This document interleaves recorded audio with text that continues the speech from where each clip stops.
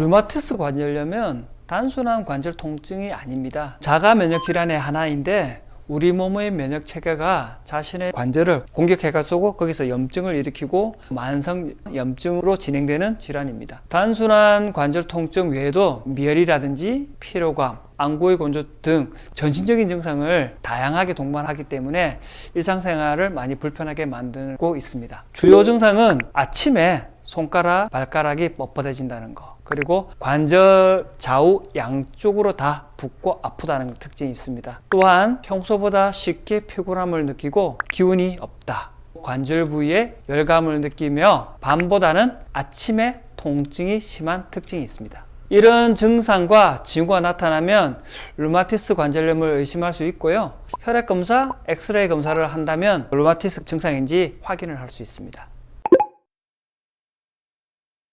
일반적으로 손, 발, 무릎 등의 관절에 통증이 생기게 되면 관절염을 의심해 볼 수 있는데 대표적인 질환으로 퇴행성 관절염과 류마티스 관절염이 있습니다. 관절에 만성적인 염증과 통증이 있다는 점은 비슷하지만 발병의 원인이나 증상에 있어서는 차이가 있습니다. 먼저 류마티스 관절염은 자가 면역 질환이라고 했어요. 비정상적인 면역 반응으로 인해서 발생하고 면역 세포가 자기 몸의 관절을 공격해서 발생합니다. 주요 발생 부위는 손가락, 발가락과 같은 말초 관절이며 증상은 아침에 심해지는 특징이 있습니다. 여기에 반해서 퇴행성 관절염은 관절을 과도하게 사용해서 생기는 것이 그 원인이고 주요 발생 부위는 무릎, 허리, 어깨와 같은 부위, 그리고 오후나 밤에 증상이 심해지는 특징이 있습니다. 많이 쓰게 되는 때 더 심해지는 거죠.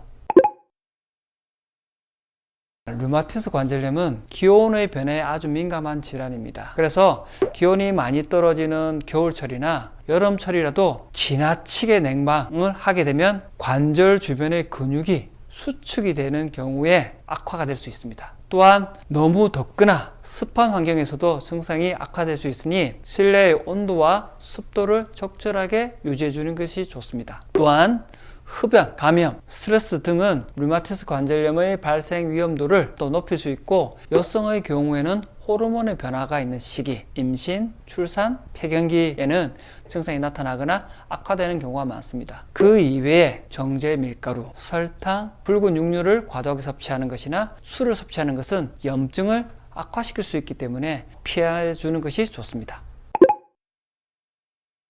류마티스 관절염을 한방에서는 풍, 한, 습의 좋지 못한 기운이 몸속에 침범해서 면역계가 무너졌을 때 발생할 수 있다고 봅니다.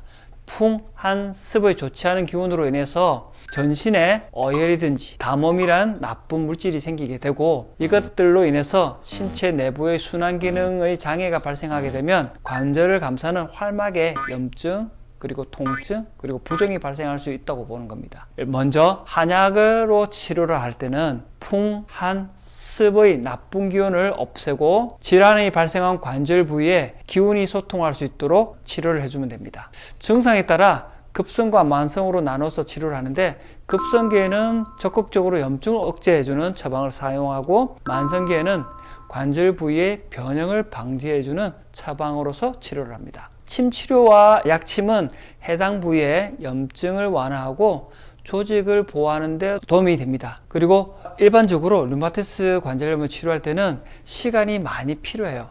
그렇기 때문에 환자가 인내심을 가지고 치료하는 것이 중요합니다. 치료할 때에 있어서는 적은 기간도 필요하고 호전이 조금만 되었다고 치료를 중단하는 경우에는 재발도 될 수 있기 때문에 꾸준한 인내를 가지고 치료에 응해 주시는 것이 아주 중요합니다.